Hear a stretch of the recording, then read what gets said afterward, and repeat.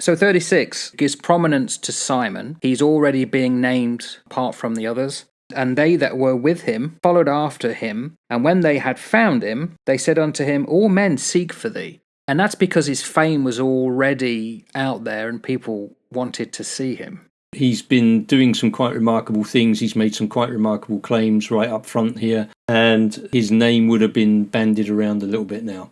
And just from a very practical sense, people would have been looking for him. If you know that there is a healer in town and you have sickness, disease, illness, and you are seeing people come away from that healer who have recovered, you're going to want to find some time to catch up with that guy if you're unwell yourself. And so there have been loads of folk that would be looking for him. I think it just speaks into the integrity of the text.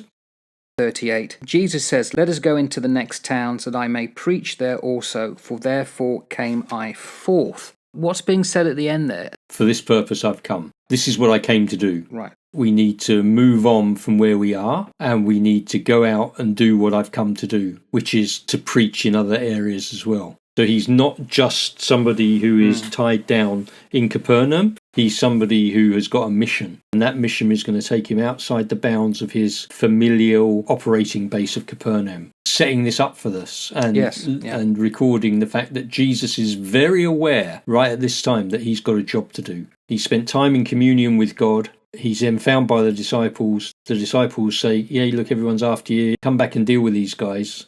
And Jesus is almost looking and going, no, I'm not just going to stay here. My mission is far bigger than this, and I've come to do something far bigger, and we're going to push those boundaries out.